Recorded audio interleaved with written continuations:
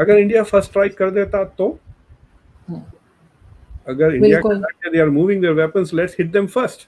लेकिन इंडिया ने तो पहले ही कह दिया है कि वो कभी भी फर्स्ट मूव नहीं करेंगे। ये वो तो पुरानी इंडिया इंडिया एक है, वो पुरानी इंडिया है। क्यों, why would you want a second strike? अगर हम बात करें इस टाइम अज़रबैजान और आर्मीनिया का, आर्मीनिया ने इंडिया से हेल्प मांगी है और कहा है कि हमें वेपन्स प्रोवाइड करें। आइंदा अगर आप हमको मौका देंगे तो we will be far more aggressive in our response. That excuse might be enough for India to say this is a self-defense preemptive move.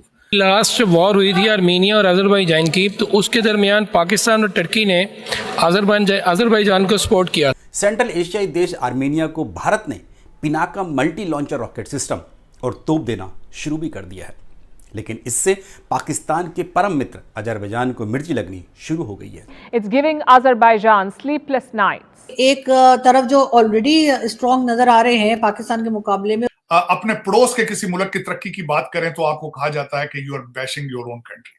इतनी बड़ा स्केल है उसका कि वो उन तमाम मसाइल के बावजूद जिनमें पाकिस्तान जिनका शिकार है, उसके बावजूद, उन तमाम चीज़ों के बावजूद इंटरनेशनल स्टैंडिंग उसकी इस तरह की है कि वो किसी की भी मदद कर सकता है। उन्होंने अपनी करेंसी को प्रमोट किया है, यूपीआई सिस्टम को प्रमोट किया है, मेक इन इंडिया प्रमोट किया है।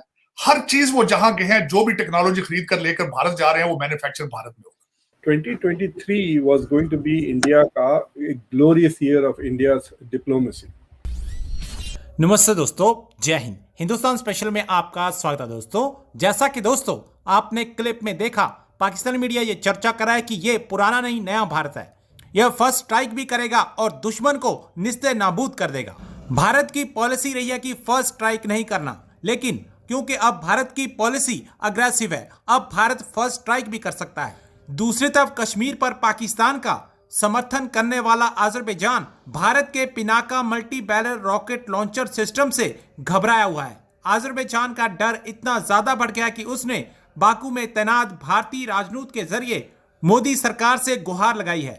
अज़रबैजान के राष्ट्रीय सुरक्षा सलाहकार ने भारतीय राजदूत से मिलकर आर्मेनिया के साथ भारत के बढ़ते सैन्य सहयोग पर चिंताओं से अवगत कराया है।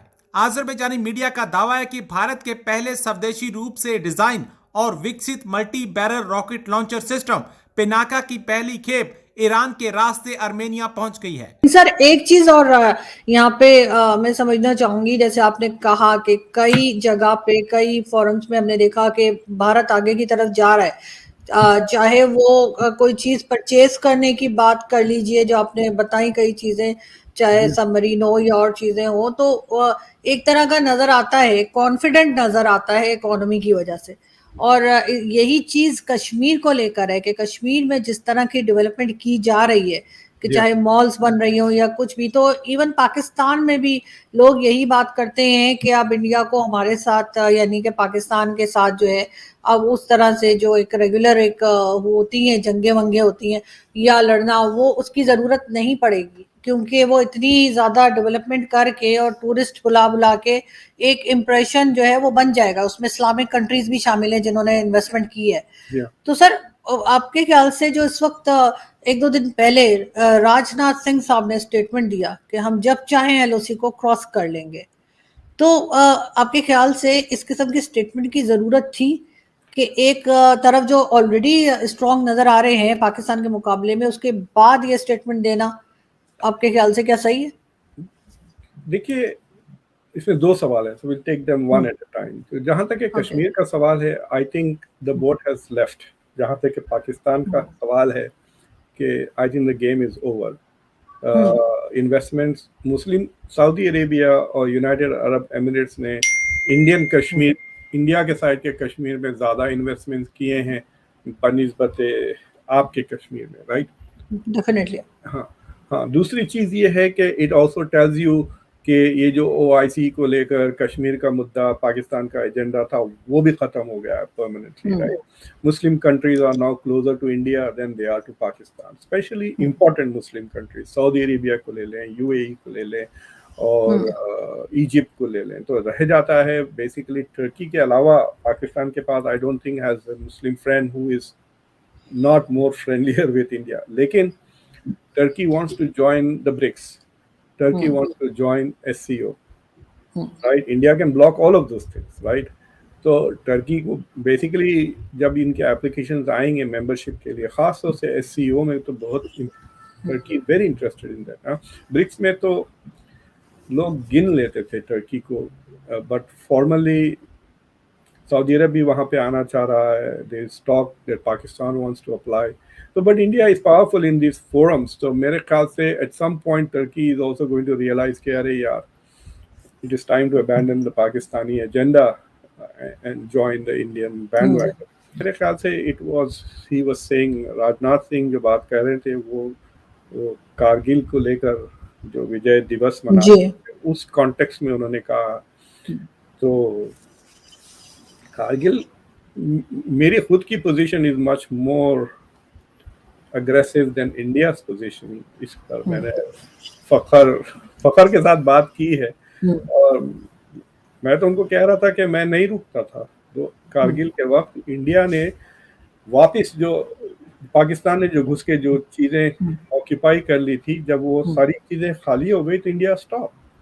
बाद लोग कहते हैं कि अमेरिका की तरफ से दबाव पड़ा इसलिए India stop, but I would not have stop. मतलब it was a very good excuse. Pakistan ने आपको ऑलरेडी बहाना दे दिया था कि आप वापस और घुस जाते, वापस जितना आज़ाद कश्मीर या पीओके जो भी है वो वापस जितना ले सकते लेते, एक आध हफ्ता और चला लेते जंग, and taken more, you no.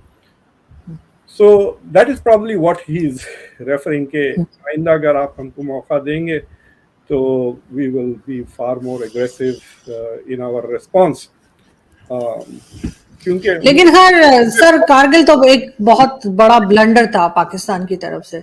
उनके बाद मेजॉरिटी लोग ये बिलीव रखते हैं, even my self, I think it was a blunder. मतलब मुझे लगता है कि आपकी सारी जंगें ब्लंडर्स की हैं, मतलब हाँ, लेकिन ये तो बहुत ही बड़ा था। ये तो ऐसा था जिसको फौज तक मान गई कि ब्लंडर है, बाकियों को तो फौज नहीं मानती ना, इसको फौज ने भी एक्सेप्ट किया।